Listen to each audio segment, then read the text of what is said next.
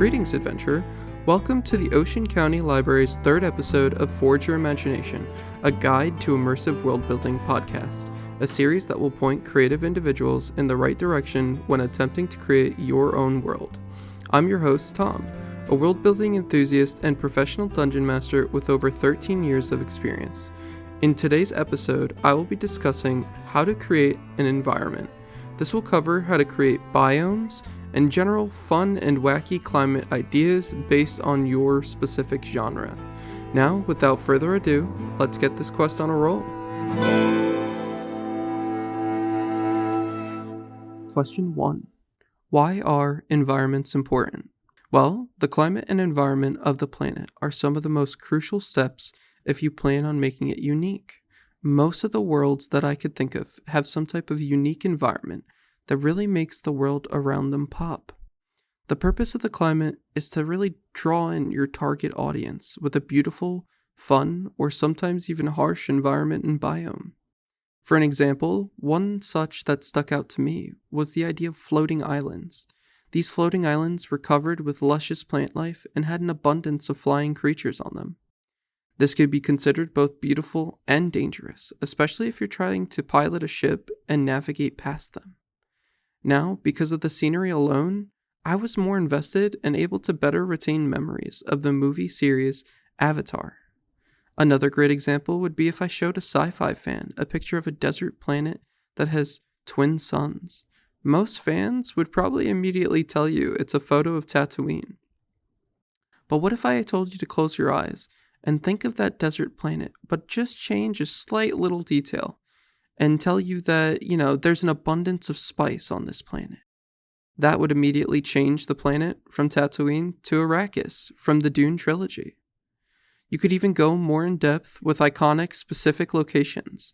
If you're a fan of low fantasy and I asked you, what character lives in the cupboard under the stairs? Most people would be able to tell me that it's Harry Potter. I'd also like you to keep in mind that all of the titles mentioned in today's episode are available to borrow at the Ocean County Library. The point I'm trying to make is that an engaging climate, biome, and location are just as important to the story that you plan on writing. Of course, you should try to draw on the reader's attention with a good plot and likable characters, but before even that, you should be setting the scene properly. With an iconic environment, I think there are a bunch of different elements to take into consideration when building an iconic environment. Remember to focus on using details to describe the sights, sounds, smells, tastes, and textures of the place. Let me lay out some of the most important details that could help a place become iconic. The first key detail would have to be color. What I mean by that is that a novel that usually uses like a normal green classic forest, that's not really something that stands out. It's not unique or iconic. Instead, we could try to breathe some life into the world around us by adding a dash of color. We could change that classic boring green to a darker gray or black if we wanted the scene to be more ominous and eerie, or we could do the exact opposite and make it neon and fluorescent. Make it fun and engaging. I'm personally a sucker for a book or movie with some cool looking glowing mushrooms in it. Or maybe we want to foreshadow a war. In this case, we could use the color crimson to assist us. See, this color is often interpreted as, danger, anger, revenge. So if you describe an ominous forest that has red leaves, this can be considered a possible war zone from the past, or it could even be foreshadowing for the future. People can subconsciously catch on to that, and this way, it could help us tie in emotions and invoke ideas from the readers themselves. Even something simple like color changing could be a huge boon to new adventurers making their first attempt at creating an iconic environment. Our second important detail would have to be temperature. Deciding on a temperature can change the theme and vibe of a location.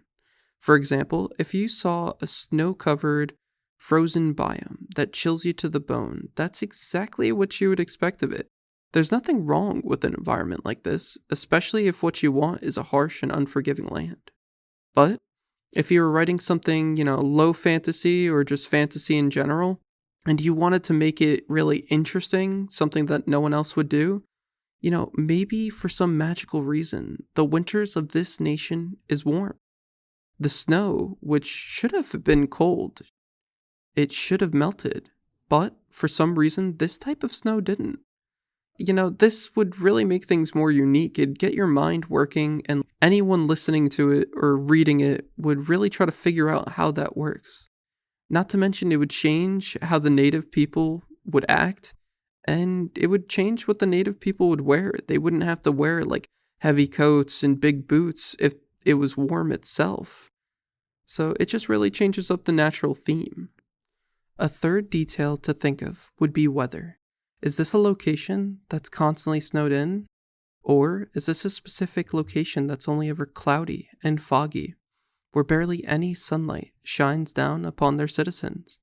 In that case, it could be more ominous. It could be shady, with a lot of alleyways and dark corners, or maybe you decide that it's like that because the city's inhabitants are all actually vampires who thrive in the night. Or is this a specific location that constantly receives torrential downpours?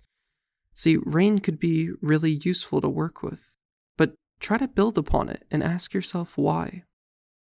Maybe, if it's a fantasy setting, the rain is just caused by angry water spirits who are angered by fishermen overfishing the lake or river. You could always add reasons to why the weather is like that.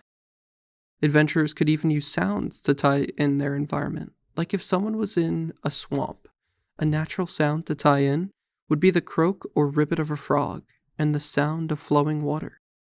Or, if you want to be more ominous, it could be the sound of a screeching barn owl. Possibly you even hear something disturbing the flow of the water, swimming against it. Environments could be elevated even further through these means. Or maybe you decide to make use of smells. The smells that accompany a swamp could be the classic rotten eggs. Or, if you decide to spice things up, maybe the swamp tries to keep people from leaving, and it gives off the slight scent of a delicious, warm apple pie, trying to draw people in for nefarious reasons. It's up to you to make an environment as chaotic and memorable as possible.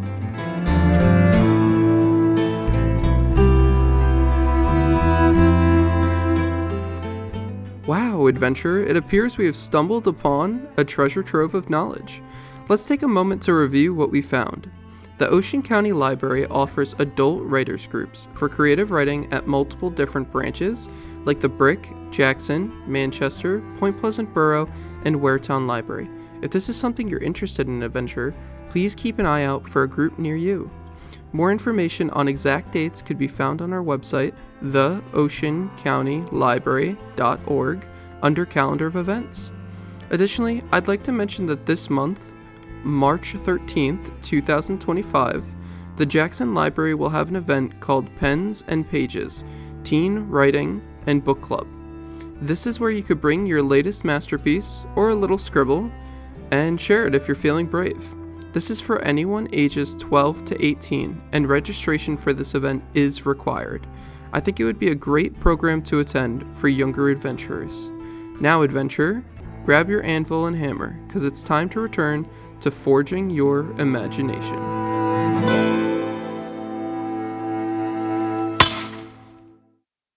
There's no shortage of ideas on how to spice up your environment to make it considered iconic. It doesn't even always have to make much sense, especially if you're writing a fantasy story.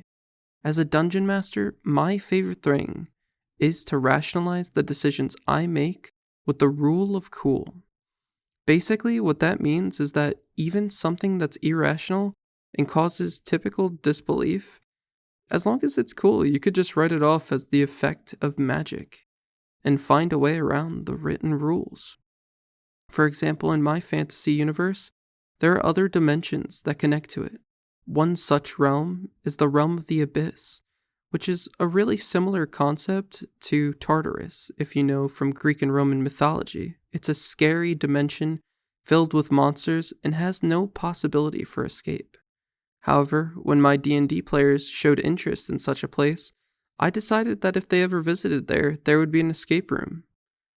One that's really complicated and complex, at least for them it was. But, as long as they put their minds to it, they'd be able to find their way out. And eventually they did visit such a place, and just as expected, they struggled with it. But they did manage to find the answers and escape through a portal, which then crumbled because it was only a one-time use. I explained to them that escaping the world that had no escape was actually a tear in the fabric of reality that was created through quote-unquote magic. It's something that made them feel accomplished and cool, so I thought in this case it was a huge success. Now, I decided to help you all a little different today. We're gonna do some brainstorming. To do this, I'm gonna try a slightly different approach. I'm going to ask you a question, and I'd like you to pause the podcast and think about your answer. These questions will be based around the subject of environment building. There's no need to worry about your answers. After all, there are no answers in world building that are wrong. I'm going to give you a second to prepare yourself, adventurer, and then I'm going to ask my first question.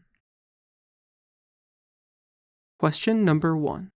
Let's say we're creating our own world and decided that the world in question had multiple moons. You as the creator could build upon that in a bunch of different ways. What is one way that you would use to build upon it and make it your own?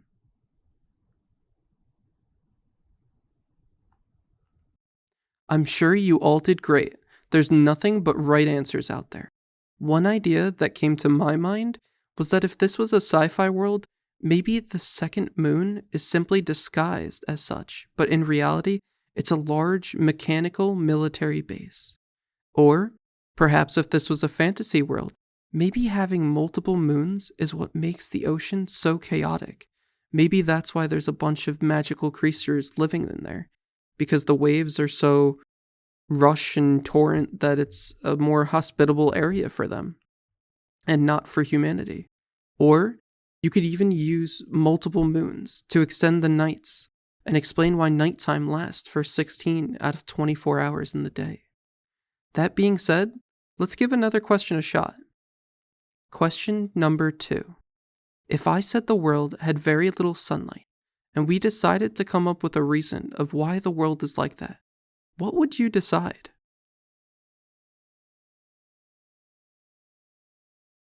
Once again, I'm sure you did a great job, adventurer. A few ideas that came to my mind would be, maybe the world has multiple moons, like I said before, and only one sun in the rotation, so the light on the planet is very scarce. Or maybe the locals are nocturnal and night dwellers, so they chose this planet knowing it receives less sunlight. Specific groups of people like vampires or demons, this would work wonderfully for.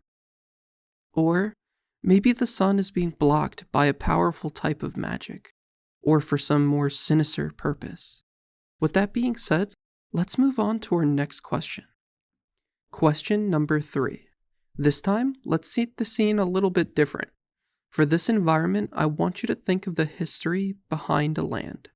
Let's say the scene is a large city with big walls to keep out any dangers. Then, over the whole city is the skeleton of a gargantuan dragon. The biome itself is desert-like wasteland, but the city itself seems to flourish, like an oasis. What kind of history do you think would accompany such a unique land? Okay, so let's see if your answers line up with any of my own. One idea I had was that the skeleton of the fallen dragon could have been a great guardian beast of the city that had been hunted while protecting them. This would allow the city and its people to have a positive disposition to dragons in the future, as well as dragons thinking positively about them. The second idea that I had was that the city was created when they found the dragon skeleton in the desert. They built their city there so that they could avoid the harsh sunlight. Or the third option that I thought of was that they could have founded the city around the dragon after they hunted it down, because they made their money by mining the bones and the scales of the dragon and selling them for a good price to uphold their fancy lifestyle in this oasis city. There are a bunch of different ways to create lore around a city using history and deciding the morals and beliefs of its people. This will bring us over to our last question of the day. Question number 4. If I said I wanted a fun environment for a mermaid to live in that was safely hidden away from the human eyes, where would you think this city should be created?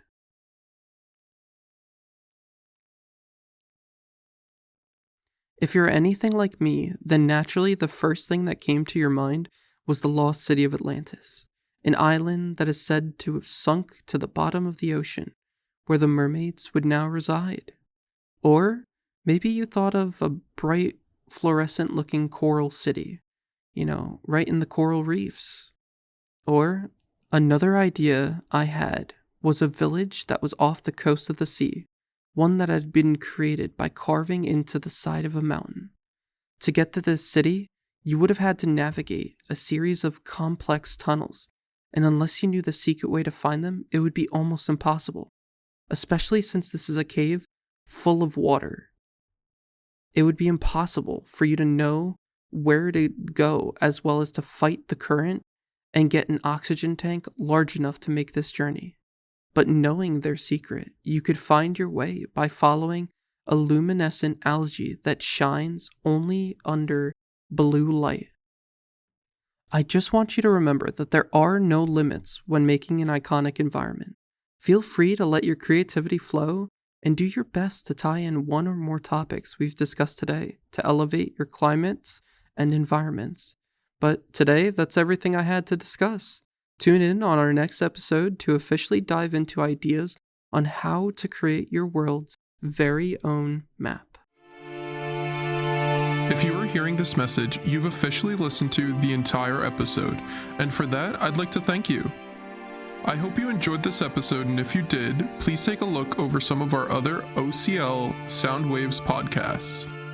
Feel free to leave us a rating on Spotify, Radio Public, and Pocket Casts. Most importantly, safe travels, adventurers.